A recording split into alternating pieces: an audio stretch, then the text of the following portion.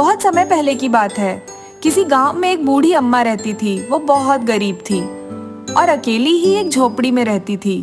किसी समय बूढ़ी अम्मा के 4 बेटे थे, लेकिन उन चारों की मृत्यु हो गई थी और उसका पति भी उसे छोड़ गया था। उनके गांव में भगवान राम का एक मंदिर था। वो माई सुबह मंदिर के बाहर जाके बैठ जाती थी। वही उसको कोई खाने को कुछ दे देता, उससे उसका गुजारा हो जाता था। वो सुबह शाम श्री राम जय जय राम जपती रहती थी।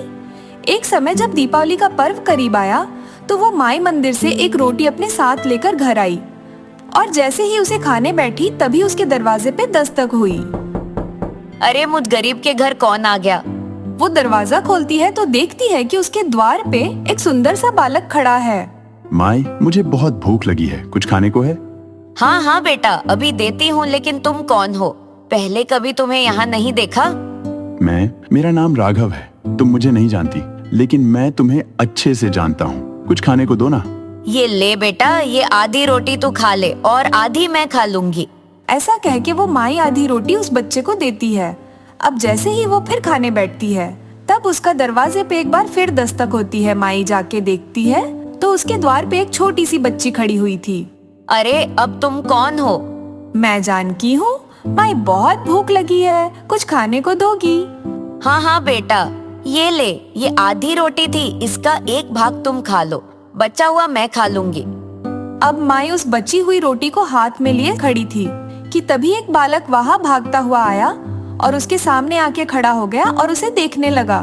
माई ने अपने हाथ की रोटी उसके आगे करी तो वो उस रोटी को लेके जय श्री राम कहता भाग गया। माई सोचने लगी, कोई बात नहीं, जैसी राम जी की मर्जी, आज पानी ही पी के सो जाती हूँ। अगले दिन माई सुबह उठ के गांव के मंदिर पे जाके बैठ गई तो देखती है सभी लोग दिवाली के दिए और बाती खरीद रहे होते हैं। वो भी दुकान वाले के पास जाके बोली, भाई कुछ दिया और बाती मुझे भी दे दो, मैं भी अपने घर में दिए जलाऊंगी। अरे माई, तुम्हारे पास खाने को तो है नहीं, ना कोई आगे ना पीछे, मंदिर में बैठी रहती हो, यहीं दिवाली मना लेना। अरे नहीं भाई, दिए जलाऊंगी और मेरे राम को बुलाऊंगी, तो हो सकता है वो मुझ पर कृपा करने को आ ही जाए। ठीक है माई, ये लो, ये 5 दिए और 5 बाती ले जाओ, तुम भी अपने मन की कर लो। अरे पर ये तो बताओ, दिए क्या पानी से जलाओगी?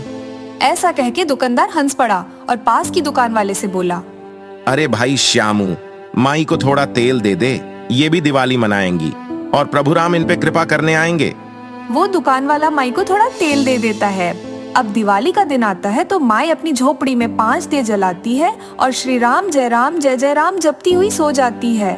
माई के सपने में वो तीनों बालक आते हैं जो उससे रोटी मांगने आए थे और अचानक वो तीनों प्रभु श्री राम, माता सीता और लक्ष्मण जी में बदल जाते हैं और कहते हैं, माई, तूने अपनी एक रोटी भी हमें खिलाई है, हम तुझसे प्रसन्न हैं। जा, तेरे सब दुख का अंत हो और तुझे आनंद प्राप्त हो। ऐसे कह के वो अंतर ध्यान हो जाते हैं। अगले दिन सुबह जब माई की आंख खुलती है तो वो देखती है कि उसकी झोपड़ी आलीशान महल में बदल गई है और उसके घर के आंगन में उसके 4 बेटे, 4 बहुएं और पोते पोती खेल रहे हैं। बूढ़ी माई भगवान राम की जय जयकार करने लगी। गांव में सभी लोगों को माई की सच्ची भक्ति पे यकीन हो गया।